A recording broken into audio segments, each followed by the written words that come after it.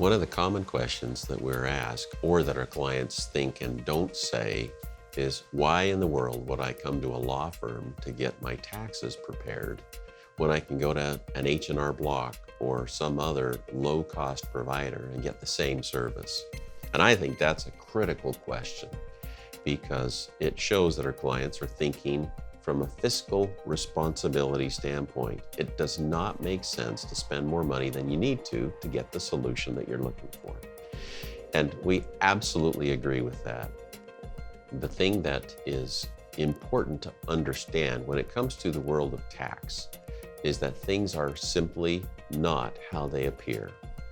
Our general perception is that if you do certain things, there's only one way to report that on a tax return.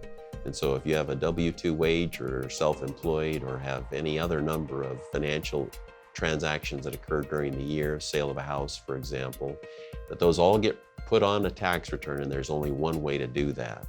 And the answer is the amount of tax that you owe. And so it should just be math. But tax is so far from math or what we're accustomed to thinking.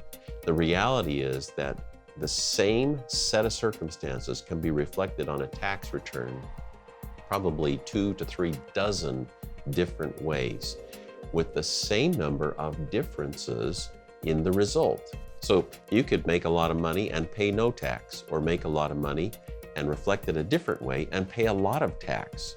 You can also either increase or decrease your audit risk depending on how you report things. And the way that we typically tend to report things is designed to both increase our tax and increase our audit risk. And that occurs because the way that tax preparers are trained is to focus on the individual tax return and that paradigm where the IRS is very skeptical of the information that's going to be placed on the return.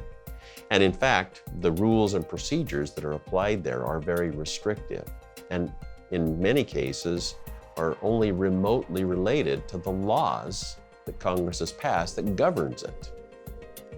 So because we have an understanding of the laws that are associated with taxation, as well as the rules and procedures, we're able to use all of those things for our clients' benefit to reduce their tax liability and to reduce their audit risk.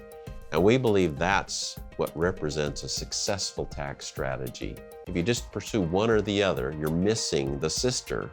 It doesn't make the complete strategy. They've got to be combined.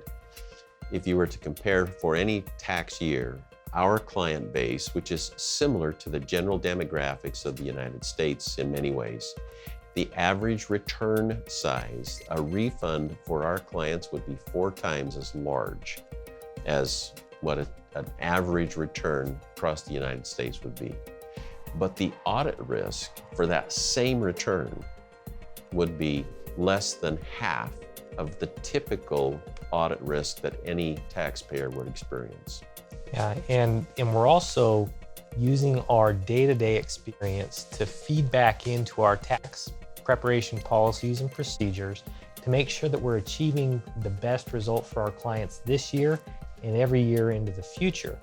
We use our experience in representing clients before the IRS and responding to letters or audits that they might receive to feed back into the process and say, well, here's a better way for us to do this, or here's the type of result that you can expect if we keep on this same track. And so we use that experience in order to improve our processes and apply that for the benefit of our clients for this year and for every year going forward.